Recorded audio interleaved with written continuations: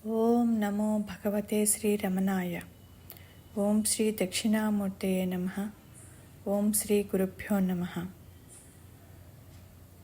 ఈరోజు స్టేటసు: మౌన దీక్ష పరిపూర్ణమైన చూపు, స్పర్శ, ఉపదేశం కలిసిన సమగ్ర దీక్ష. అది వ్యక్తిని సకల విధాల పవిత్రుని చేసి ఉనికిలో ఉంచుతుంది అని అంటున్నారు. భగవాన్ రమణులు కానీ, ఆదిశంకరులు కానీ, దక్షిణామూర్తి కానీ ఎందరో గురువులు మౌనం యొక్క విశిష్టతను గురించి చెప్పారు. మన సత్సంగంలో ప్రతిరోజు కూడా సత్సంగంలో కానీ చర్చల్లో కానీ మౌనమే నీ ఉనికి అని, మౌనమే శరణ్యమని, మౌనమే సహజత్వమని, అంతా మౌనమే అని, మౌనానికి మించింది ఏదీ లేదని, ఆ మౌనమే ఏకైక ప్రార్థన అని మన గురువుగారు చెప్తుంటారు. మౌనం అంటే ఏమిటి? ఈ దేహాత్మ బుద్ధిలో ఉన్నటువంటి వారికి మౌనాన్ని గురించి చెప్పడం చాలా కష్టం. కారణం ఏమంటే అహంస్ఫురణ. అంటే మౌనం అంటే తురియం, ఎరుకతో కూడిన ఆలోచనలు లేని మానసిక స్థితియే మౌనం అని ఇక్కడ భగవాన్ చెప్తున్నారు. మౌనం అంటే మాట్లాడకపోవటం కాదు. మౌనం అంటే ఊరికే కూర్చోవడం కాదు. ఈ మౌనము సామాన్య మానవుడికి అర్థం కాక ఒక రకమైన అయోమయ స్థితి కూడా అక్కడ వాడికి ఏర్పడుతుంది. ఈ మౌనం దేనికి అందకపోతే దానిని గుర్తించేది ఎలాగా? నీవు గుర్తించవలసిన అవసరం లేదు. నిజానికి నీకు అంటే జీవుడికి ఉనికి లేదు. నీవు దేహం అని అనుకుంటున్నావు. దేహం లేకపోయినా నీవు నిద్రావస్థలో ఉన్నావా లేవా? అన్ని అవస్థలలోనూ ఏదో ఒక దేహాన్ని పట్టుకొని అది దర్శిస్తానే ఉంది. మౌనాన్ని మాటలతో చెప్పడం అక్కడ కుదరదన్నారు భగవాన్. ఈ అహంకారానికి ఆ విషయము తెలియదు అన్నారు. నీవు కాసేపు నిద్రపోతేనే నిద్రలో ఉన్నది చెప్పలేవు కదా.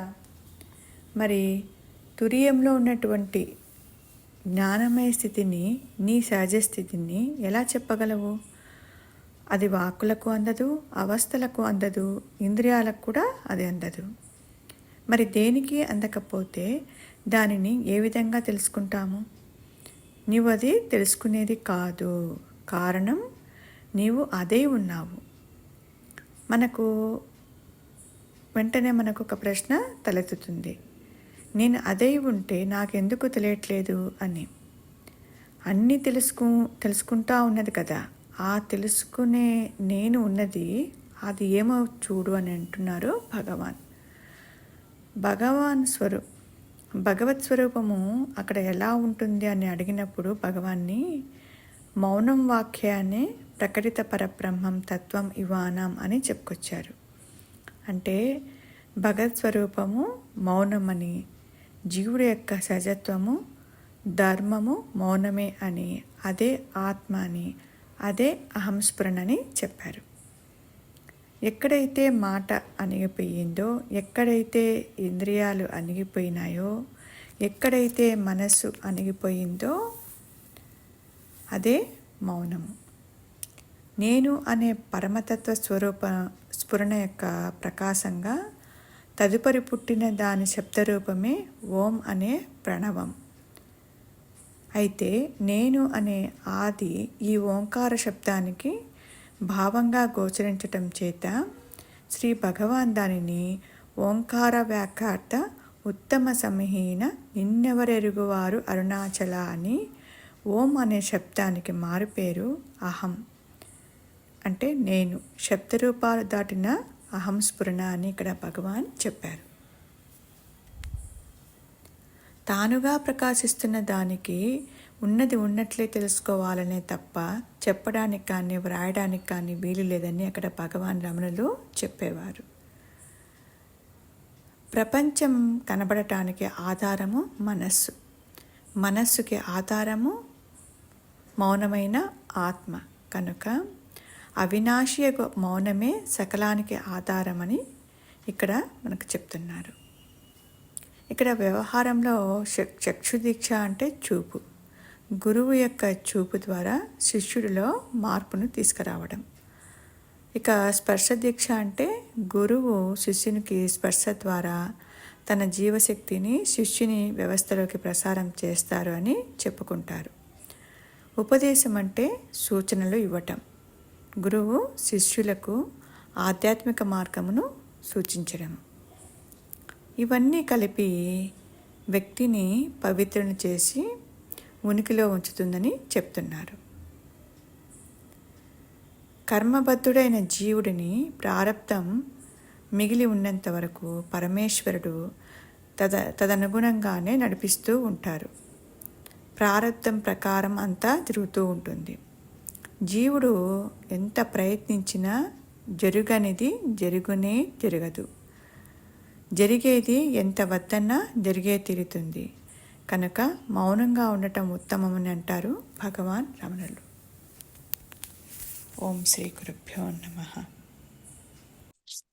వినపడుతుంది గురువుగారు? కనపడుతుందా? గురువుగారు కనపడుతుంది అంటే మాయ ఆవరించినట్టు. గురువుగారు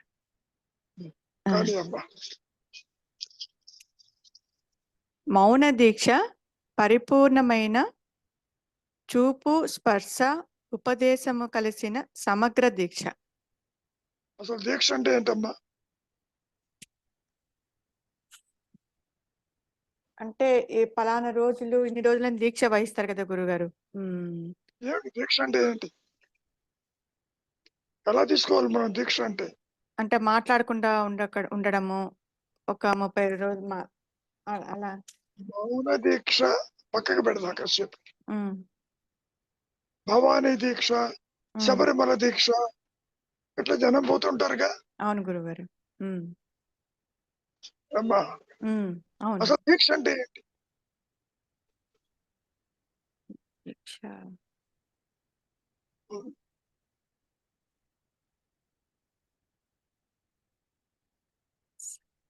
చెప్పమ్మా, నీకు తోచించే పర్లేదు. అంటే నాకు తెలిసింది అదే గురుగారు. దీక్ష అని అంటే దాన్ని వదలకుండా పట్టుకోవడం అని. దేన్ని పట్టుకుంటావు? అంటే ఇప్పుడు కొంతమంది మౌన దీక్ష లేకపోతే ఆహారము ఈరోజు దీక్ష తీసుకోవాలి అట్లా. లేదు, ఓకే గురుగారు. మౌన దీక్ష గురించి పక్కకి పెడదాం. మాట్లాడకుండా ఉండకపోవడము కాదమ్మా. దీక్ష అంటే ఒకప్పుడు భవానీ దీక్ష కాషాయ గుడ్లు కట్టుకుంటారు, శబరిమల దీక్ష నల్ల గుడ్లు కట్టుకుంటారు. ఇట్లా 40 రోజులు 10 రోజులు. అవును. ఉపవాస దీక్ష, ఈరోజు ఉపవాసం నేను తీసుకో. అవును గురుగారు. అమ్మా అవును గురుగారు. అసలు దీక్ష అంటే ఏమిటి?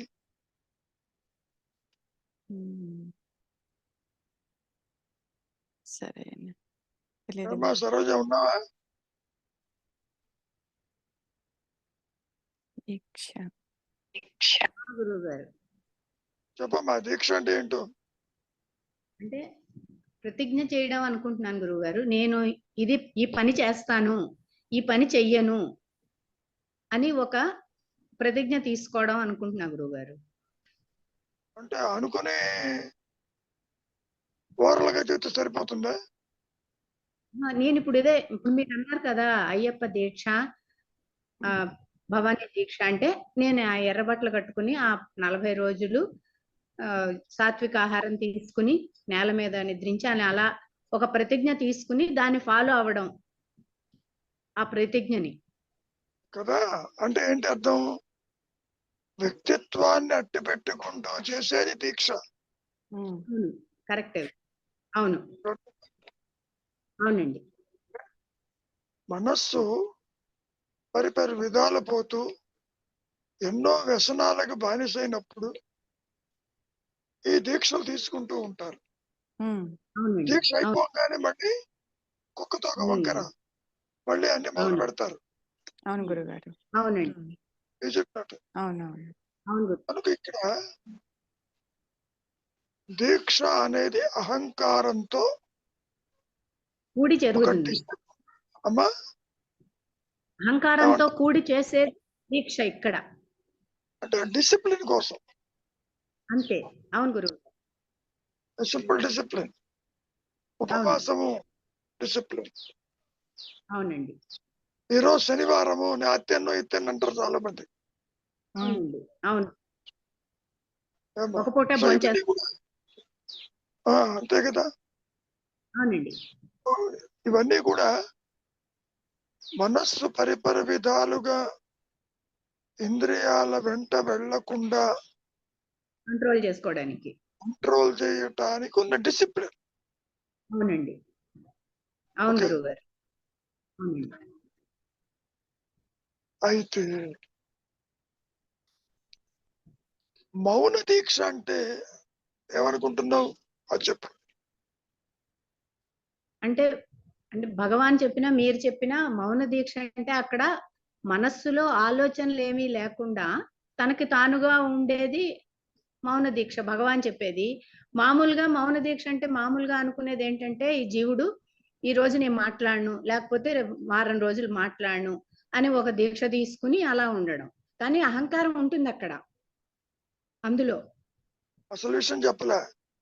మౌన దీక్ష అంటే ఏమిటి? ఒకసారి చదువమ్మా పద్మజ.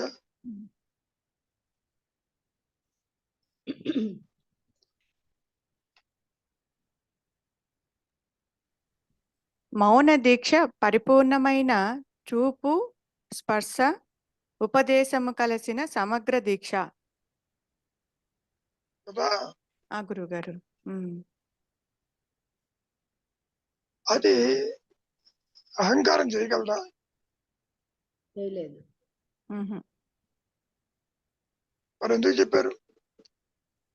కానీ కింద లైను అది వ్యక్తిని సకల విధాల అంటే ఇందాక మీరు అన్నట్లు అది అహంకారం చేయలేదు గురుగారు. కానీ అది వ్యక్తిని సకల విధాల పవిత్రుని చేసి ఉనికిలో ఉంచుతుంది అంటున్నారు.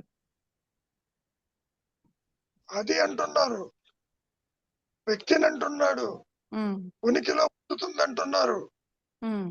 అది జీవుడు చేసేదే ఫస్ట్ పాయింట్. అది కాదు గురుగారు. అది పాయింట్. మిగిలిన దీక్షలు ఇందాక మనం చెప్పుకున్నవన్నీ కూడా వ్యక్తిత్వంతో చేసేటటువంటి ప్రక్రియలు. మౌన దీక్ష అనేది అహంకారంతో చేసేది కాదు. ఏమా? అవును గురుగారు. పైగా ఏమంటున్నారు? వ్యక్తిని సకల విధాలుగా మార్చి ఉనికిలో ఉంచుతుంది అంటున్నారు. సకల విధాల పవిత్రుని చేసి. ఇప్పుడు తనకు తాను పవిత్రుడు కాలేడుగా.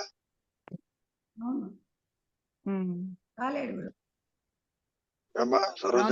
అవును గురుగారు. సో ఎవరు చేస్తారు? అక్కడ అనుగ్రహం వల్లనే తన్ని తాను తెలుసుకుంటాడు. ఆయన సరాసరి ఆత్మ ప్రకాశించిన స్థితిలో నిలిచి ఉండటమే మౌన దీక్ష. అంతా మౌనమే అన్నాడు. గురువు గారు. సో ఆ విధంగా నిలిచి ఉండటం వల్ల ఏమైంది? ఈ వ్యక్తిత్వాన్ని సకల విధాల నష్టపరిచి ఉనికిలో ఉంచుతుంది. ఉనికిలో ఉంచుతుంది అంటే ఆత్మ ప్రకాశించడమేగా. అవును. అంటే దీక్షలు ఎన్ని ఉన్నప్పటికీ మౌన దీక్ష ఈజ్ నథింగ్ బట్ వర్చువల్ గా సెల్ఫ్ రియలైజేషన్. గురువు గారు.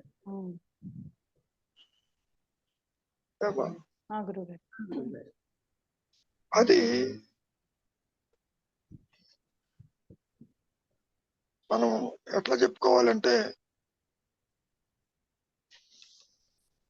శిష్యుడు గురువు అనేటువంటి ద్వంద్వం ఉండదు అక్కడ. అవును గురువు గారు. అవును గురువు గారు. బ్రహ్మమానస పుత్రులు సత్యాన్వేషణలో ఎప్పుడైతే ఎక్కడికి వెళ్ళినా ఎవరు చెప్పలేకపోతున్నారు, నాకు తెలియదు, నాకు తెలియదు. సో బ్రహ్మ విష్ణు మహేశ్వరులు చేతులు ఎత్తేశారు. అవునండి. ఒక చిన్న వటవృక్షం కింద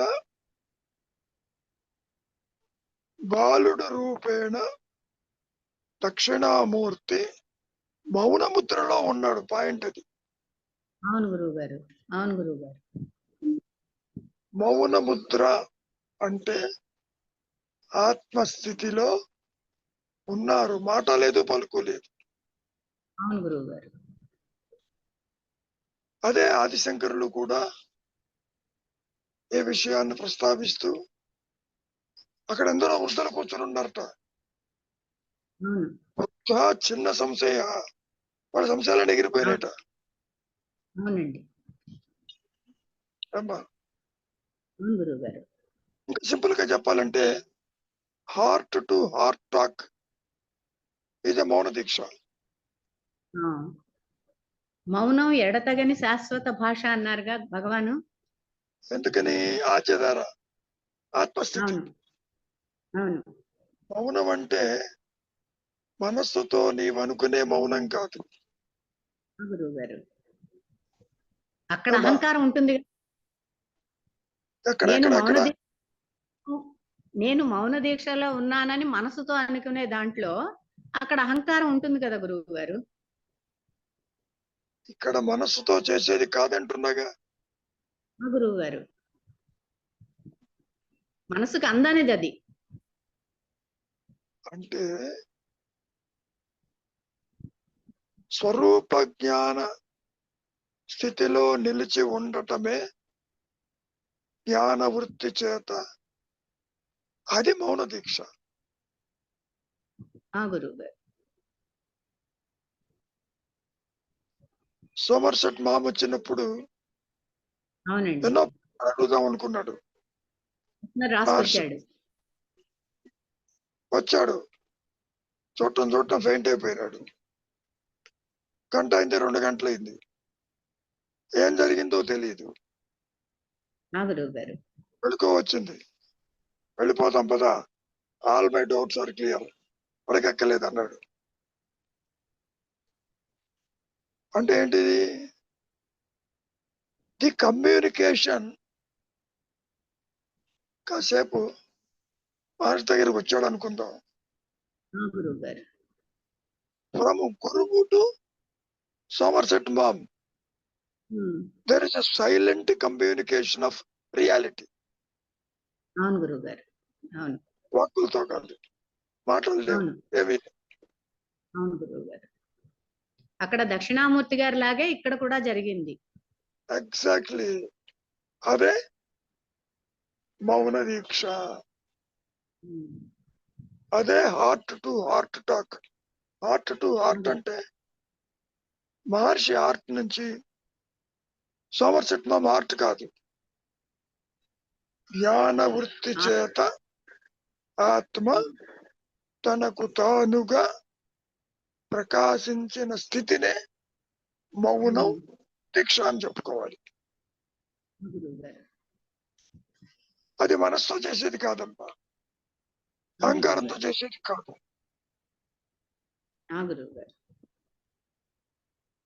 ఒకసారి మళ్ళీ చదువు, ఇంకేమైనా మిస్సింగ్ లింక్స్ ఉన్నాయో చూద్దాం.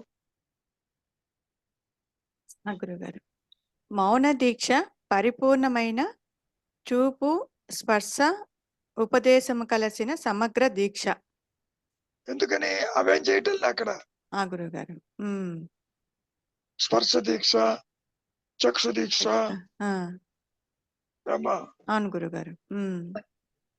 నెత్తి మీద చేయి పెట్టడం, ఉమ్, మంత్రోపదేశం అటువంటివి ఏం లేవమ్మా. ఉమ్. అవును. అవన్నీ ఇంక్లూడ్ అయ్యి అంటున్నారు దీంట్లో. దీంట్లో అది ఇవన్నీ ఇంక్లూడింగ్ అది అవన్నీ వాటి వలన అది వ్యక్తిని సకల విధాల పవిత్రుని చేసి ఉనికిలో ఉంచుతుంది అంటున్నారు. That is the point.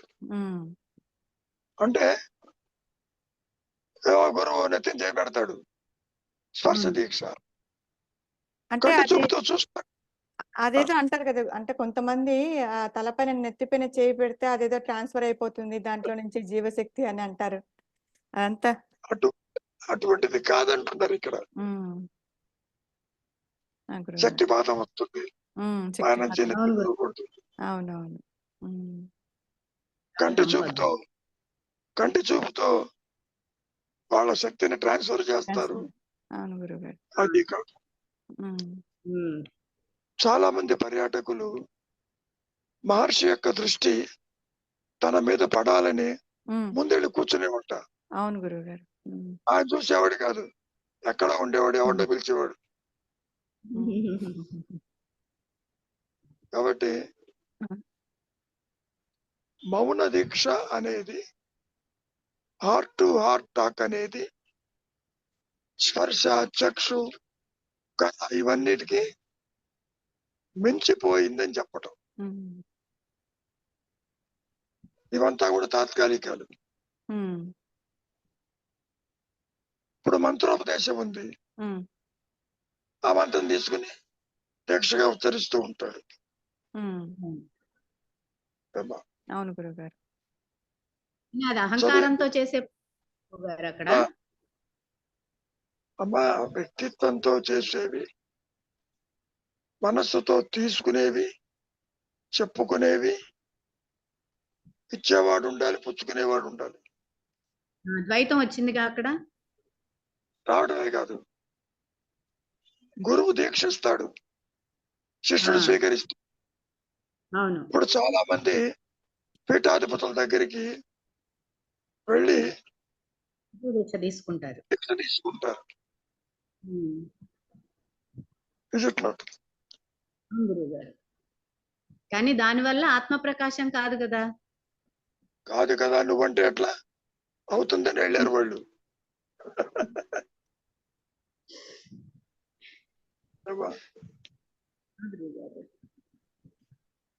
ఒకసారి చదువు, ఇంకేమన్నా ఉందా?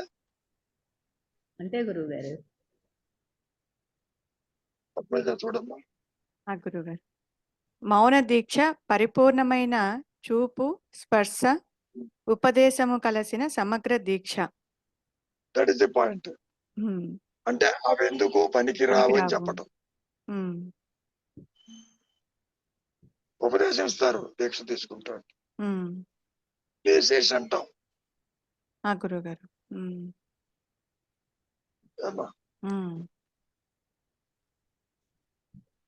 తర్వాత ఏమన్నారు? అది వ్యక్తిని సకల విధాల పవిత్రుణ్ణి చేసి ఉనికిలో ఉంచుతుంది. అది అంటే మౌన దీక్ష కాదు, చక్షు స్పర్శ ఉపదేశాలు కాదు. గురువు గారు. మరొకటి పాయింట్ అర్థమైంది గురువు గారు. పైగా మౌన దీక్ష అనే పదంలో గురువు శిష్యుడంటూ ఉన్నట్టు కనపడతారు కానీ ఉండరు. మీరు ఒకటే ఉంటుంది. చెప్తూ ఉంటారు ఇది. మౌనంలో ఎవరు ఉండరు అని చెప్తూ ఉంటారు. అంటే స్వరూప ప్రకాశమందు తాను అనుకునే గురువుని చూడటం గాని, దర్శించటం గాని, తాను రిసీవ్ చేసుకోవటం కానీ ఉండదు.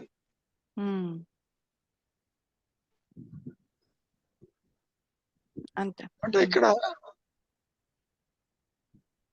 దీక్ష అనే పదం ఎందుకు వాడారు అని చూస్తే, మనం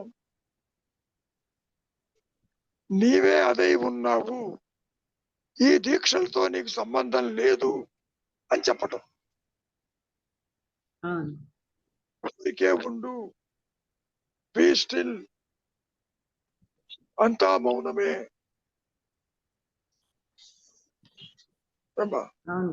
అంటే అక్కడ ఇందాక కూడా గురుగారు చెప్పు. ఇప్పుడు ఈ దేహభ్రాంతి నువ్వు నీవు నువ్వు ఉన్నావంటే ఉన్నానని అంటారు. ఎక్కడ ఏమి ఆలోచించకుండా వెంటనే ఉన్నానంటాను.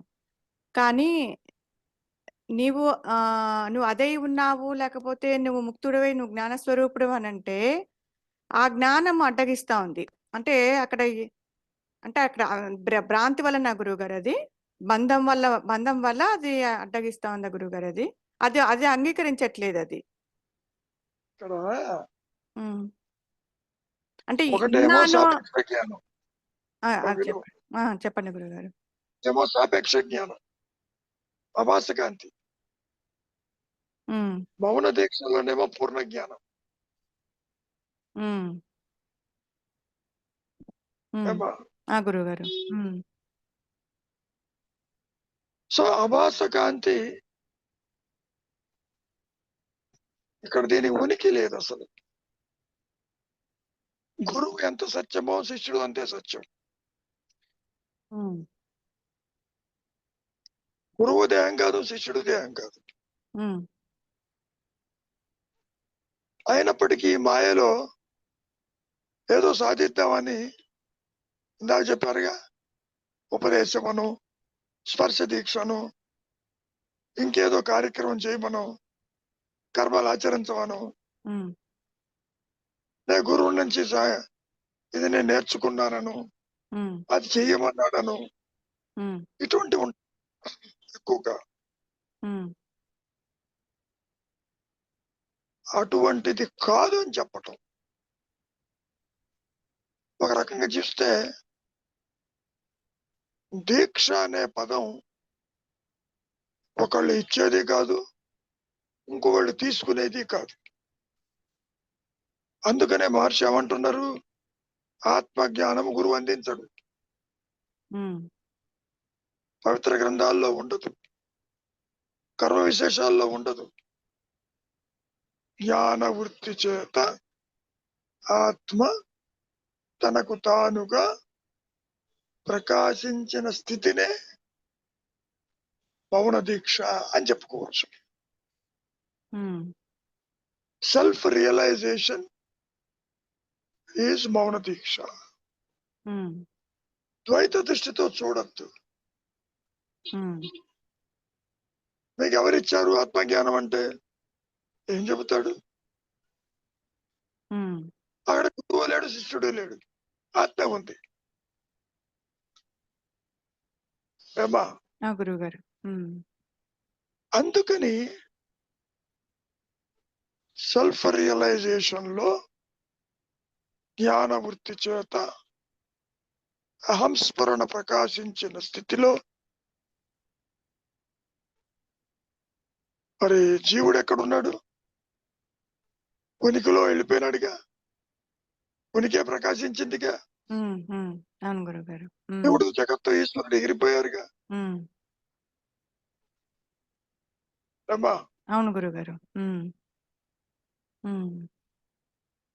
కాబట్టి పరిపూర్ణమైనది మౌనము. అంతా మౌనమే అన్నాడు చెబుతుంది. మౌనం అంటే ఏంటి? ఊరికే ఉంటాం కాదు, మాట్లాడకపోవడం కాదు. It is an eloquent speech అన్నాడు పైగా.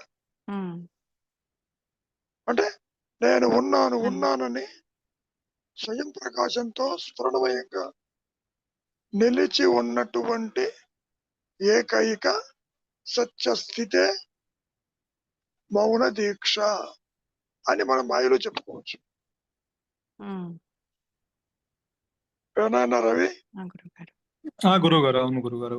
అవును, చెప్పనా? ఇంకేమైనా ఉందా? అదే అంటే ఇందాక పద్మజ గారు అడుగుతున్నారు, నేనున్నాను అంటే ఎవరైనా ఉన్నారు అంటారు కదా. ఆ నేను ఉన్నాను అన్నదానికిను ఇప్పుడు నీవు అదే ఉన్నాను అంటే ఇది ఎందుకు ఒప్పుకోవట్లేదు అంటే, ఇక్కడ నేను ఉన్నాను అనేది ఏంటంటే ఆ పరిమితమైన జ్ఞానం అహంస్ఫురణగా ఉన్నాను అని చెప్పట్లేదు కదా. నేను ఉన్నాను అంటే ఉన్నానని చెప్తుంది, కానీ అహంస్ఫురణగా నేను ఉన్నానని చెప్పట్లేదు. కోరికలతో ఉన్నాను, బంధాలతో ఉన్నాను, సంసారంలో ఉన్నాను, అష్టకష్టాలు అనుభవిస్తున్నాను. ఇవి చెబుతాడు. ఆ ఉన్నాను అది ఆ ఉన్నాను అంటే నేను ఉన్నానన్న అహంస్ఫురణ కాదు ఇది. కాదు కాదు కాదు కాదు. అదే. కానీ దానికి ఆధారం నీ బేస్ అని చెప్పటం. ఉమ్, ఉమ్, ఉమ్. ఉన్నానన్న ఎరుక నీలో ఉండబట్టి చూస్తున్నాను, వింటున్నాను, అనుభవిస్తున్నాను, పుడుతున్నాను, పోతున్నాను అంటున్నావని. అంతవరకే. అంతవరకే అది. కానీ అహంస్ఫురణగా ఉన్నాను అని చెప్పట్లే అది. అదే వీడు అక్కడ ఉండడుగా, వీడు చెప్పేవారు. జీవుడు ఎగిరిపోతాడు. గురువు గారు. పైగా ఇంకో రహస్యం ఏంటో తెలుసు నాయన, ఆత్మస్థితిలో అహంకారం ఎటుపోయింది, దేహం ఎటుపోయింది, తల్లిదండ్రులు ఎటుపోయినారు, సృష్టి ఎటుపోయింది అనే చింతన ఉండదు. అంటే దాని గురించి ఆలోచించేవాడు కూడా ఉన్నాడు అక్కడ. అంటే అసలు అది ఉందో పోయిందో అనే ప్రసక్తి తలెత్తదు. అసలు దాని గురించి గుర్తే ఉండదు అసలు. గుర్తుగా అసలు కనపడదు. అది అసలు కనపడదు. నీవు తాడుని చూచినప్పుడు పావెడిపోయిందని అనుకుంటావా? పావేలేదు పోమంటావు. అంత పటిష్టంగా గట్టి అది ధృవీకరిస్తుంది. చాలా పటిష్టంగా ఉంటుంది ఆయన. గురువు అది వచ్చిన తర్వాత కూడా ఇవన్నీ కనిపిస్తున్నప్పటికీ ప్రయోజనం ఉండదు. అంటే అక్కడ వ్యక్తి అనేవాడు ఉండడు కదా గురువు గారు ఆ స్థితిలో అనుకుంటున్నా నేను. అదేగా చెప్పేది, గ్రంథి తెగిపోయి ఉంటుంది, హృదయ గ్రంథి తెగిపోయి ఉంటుందమ్మా. గురువు గారు ఒక్క అనుగ్రహముతో మౌన దీక్షలో ఆత్మ ప్రకాశించిన స్థితిలో మాత్రమే సృష్టి కనపడుతుంది. బంధించేవాడు ఉండడు. దేహం కనపడుతుంది, ఉండాలేకపోయినా ఒకటే. ఏమ్మా అంటే అంత చెక్కు చెదర ఒక్కసారి అది ఎస్టాబ్లిష్ అయితే చెక్కు చెదరకుండా ఉంటుందా? ఉంటుంది అంతేగా. ఒకసారి ఇది తాడని తెలిస్తే నీకు మళ్ళీ పాంబాయి కలుగుతుందా? గురుగారు కలగదు ఇంకా. సేమ్ థింగ్ ఇక్కడ కూడా. అంటే పాము కనిపించినా పాము లేదు అన్నది తెలుస్తూ ఉంటుంది. నీ మనస్సులో మళ్ళీ తలెత్తదు. తలెత్తదా? మామూలు పాముని చూడటం కాదు. అదే అర్థమైంది గురువు గారు. అవును, మళ్ళీ ఆ పాము భయం రాదు ఇంకా. రాదు. ఎందుకని? అది తాడేను, పాము లేదు, ఇది భ్రమని తేలిపోయింది. దేహము నీవు కాదని తేలిపోయింది. ఓకే, దేహం నేను కాదని తెలిపోయింది, అసలు బంధమే లేదు అనేది కూడా అసలు అన్నారుగా మహర్షి, దేహాన్ని తీసుకెళ్తారు, తగలేస్తారు, అది లేకపోయినా నేను ఉన్నానన్న జ్ఞానం చాలా పటిష్టంగా ఉంది అన్నాడుగా. అంత డిటాచ్డ్ గా ఉంటుంది గురుగారు. డిటాచ్డ్ అనొద్దు, సత్య అటాచ్మెంట్ లేదు, డిటాచ్మెంట్ లేదు, అసలు రెండు లేవా? అదే గురుగారు, అంటే అసలు దేహం అన్న నేను దేహం అన్న భావనే రాదు. దేహం ఉంటుంది నాయన, మనస్సు ఉంటుంది, దేహం. కానీ నాది అనేటువంటి ఆ గ్రంథి తెగిపోయి ఉంటుంది. అహంకారము నష్టమై ఉంటుంది. అది మనం ద్వైతంలో ఊహించలేము. You can't apprehend what is the state of a realised person. జీవన్ముక్తులు ఎలా ఉంటుంది అని ఆ స్థితిని మనము ఎస్టిమేట్ చేయలేము. అవును. నువ్వు నిద్రపోతున్నావు, నిద్రలో ఉంది ఆత్మస్థితి. ఆ స్థితిలో నీకు సంసారం ఏమన్నా కనపడిందా? దేహ బాధలు ఉన్నాయి అంటే ఏమని చెప్తావు? ఏమీ లేవంటావు. అంతవరకే. గురువు గారు.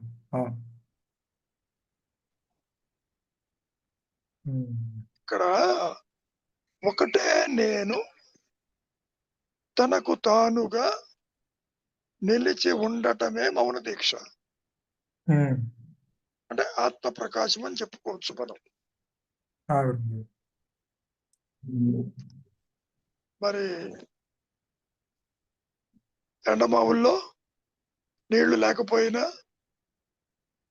మరి నీళ్లు కనపడుతున్నాయిగా. అట్లా కనపడుతుంది ఈ దేహము, జగత్తు, ఇవన్నీ కనపడతాయి. నీళ్లు కానీ కనిపిస్తున్నాయి.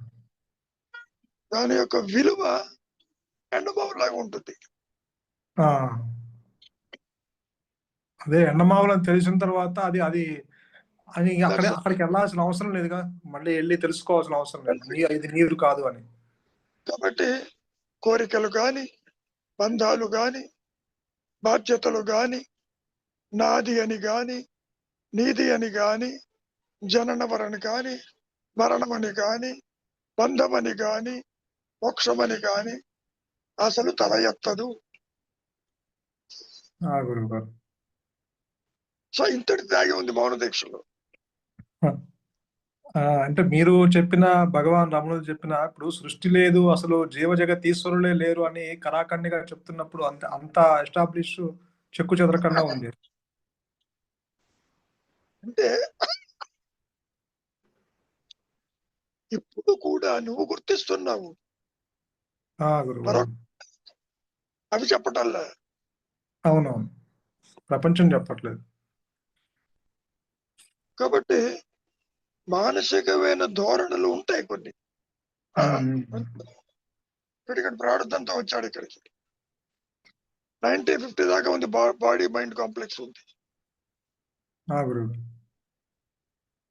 చివరి దశలో కూడా ఏమన్నారు, 2 రోజులు రాలిపోతుంది, వైడి వర్రి అన్నాడు పైగా. అంటే మనస్సు ఉంటుంది, బంధించదు. What is the state of reality? అది మనస్సుతో చెప్పేది కాదు, గుర్తించేది కాదు, అది చేయలేవు. అదే ఇప్పుడు మామూలు ఈ జీవుడు శరీరం పోతుంటే చాలా భయపడిపోతాడు, నేను కూడా పోతున్నాను ఇంకా మళ్ళీ నాకు అన్న బాధ ఉంటుంది కదా. అవునవును. ఎందుకని? బంధం చేత, వాసన చేత, కోరిక చేత ఉంటుంది. So heart to heart talk అయినప్పుడు నీకు భయం దేనికి? దేహం పోయినా నేనున్నాను అన్న స్థితిలోనే, ఆ స్థితిలో అసలు దేహంతో సంబంధం లేదు. దేహం ఉన్నా లేకపోయినా ఆత్మకు వచ్చినా ఇబ్బంది లేదు. ఓకే. సృష్టి కనపడుతున్నా లేకపోయినా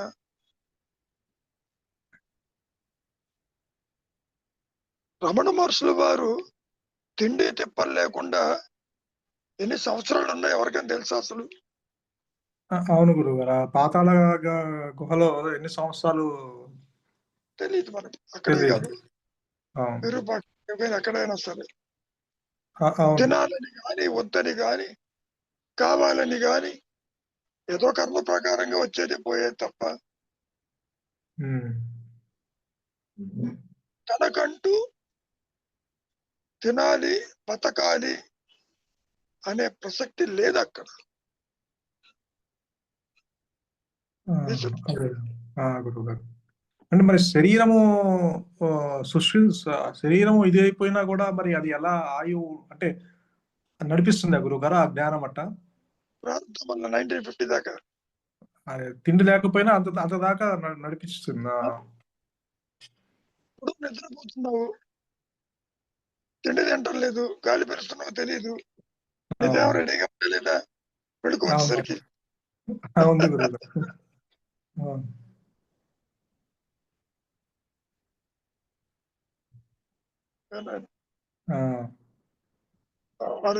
పాయింట్ అర్థమైంది గురువు గారు.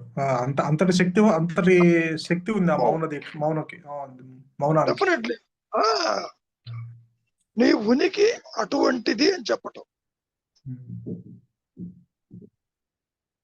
తత్వమసి వాక్యం చెప్పారు, అదే నీవు అంటే సృష్టి యావత్తుని నడిపిస్తుంది నాయన అది.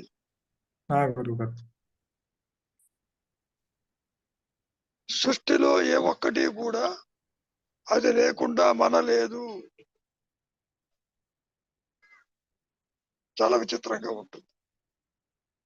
ఇప్పుడు కూడా నీవు అది ప్రకాశించినప్పుడు, స్ఫురణమయంగా ఉన్నప్పుడు జీవుడు లేడు, జగత్తు లేదు, జనన మరణాలు లేవు, ఎగిరిపోతాయి.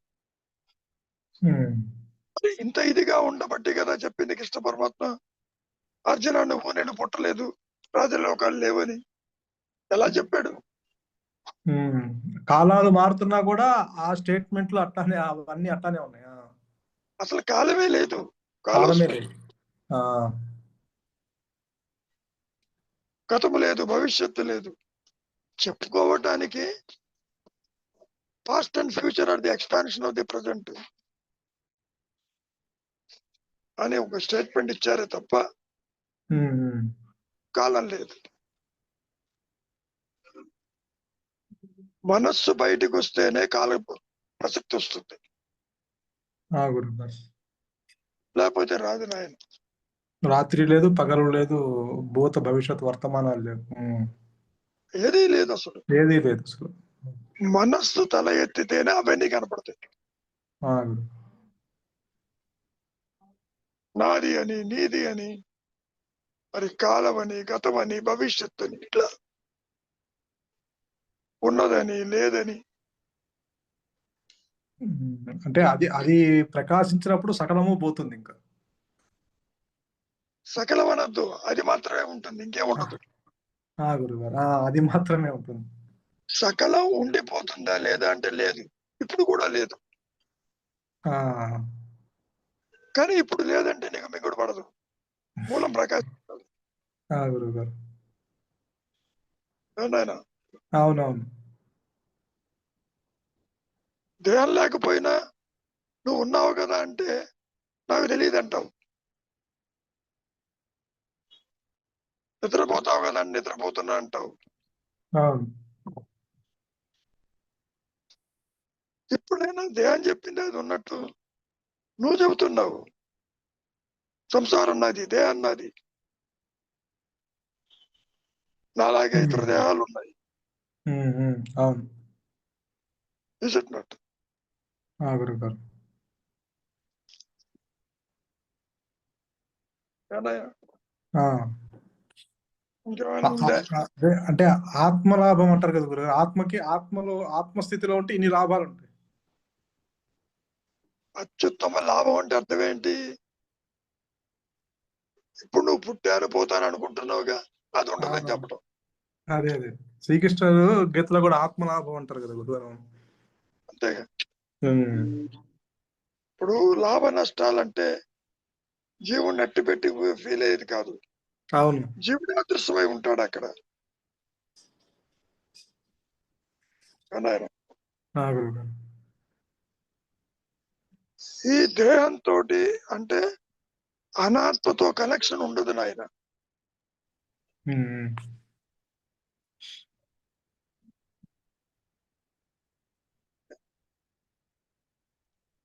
ఇంకేమైనా ఉందా? ఏమా పద్ధతిగా ఎగిరిపోతుంది కాసేపట్లో.